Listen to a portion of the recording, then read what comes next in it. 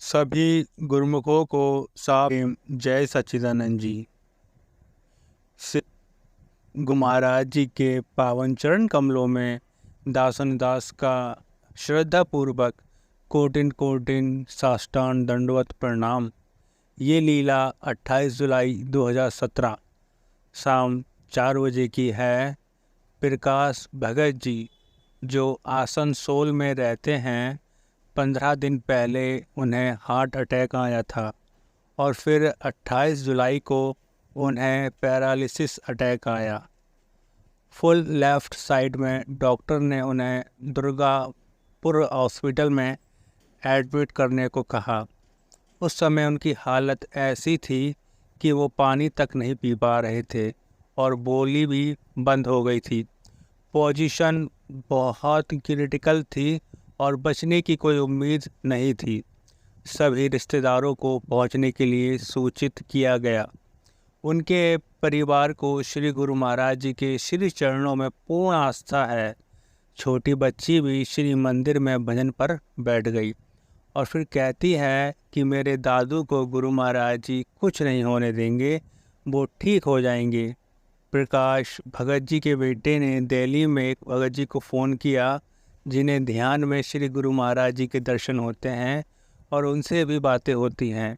उसी समय भगत जी ने स्वामी जी के श्री चरणों में विनती लगाई तो हमारे श्री हाजिर हजूर सद्गुरु दाता दीनदयाल जी महाराज जी ने अपने मुखार बिंद से श्री वचन फरमाए कि उनको बोलो कि भगत जी को कितने नहीं लेके जाना, ते भगत जी नू आसनसोल आश्रम ले जाओ।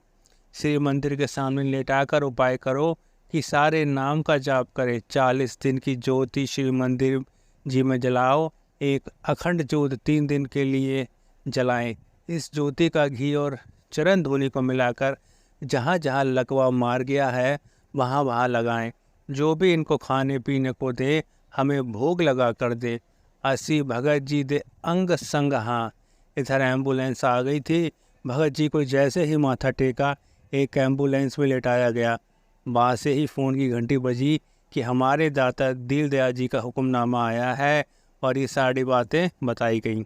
उसके बाद ठीक उसी समय सारे नियमों का पालन किया गया। रात्रि के समय उन्हें गुरु महाराज जी का भोग लगाकर दूध पिलाया गया और उन्होंने सारा दूध भी पी लिया। बस अब यहीं से चमत्कार शुरू हो गया। रात्रि में सोने के बाद जब सुबह उनके कमरे के मंदिर में आरती हो रही थी तब भगत जी ने अपना दाहिना हाथ उठाकर उठाने का इशारा दिया। उठाने पर पालती मारकर बैठ गए। सभी आश्चर्य से देख रहे थे। जब विनती शुरू हुई तो दोनों हाथों को जोड़ लिया, करिश्मा पे करिश्मा। फिर उन्हें भोग लगाकर नाश्ता कराया गया और उन्होंने खुद ही नाश्ता कर लिया और उठकर वॉशरूम भी चले गए। इसी तरह 3 दिन तक भगत जी पूरी तरह ठीक हो गए।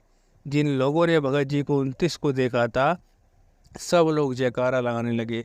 देखो कितनी रहमत बरसाई है हमारे सद्गुरु भगवान ने।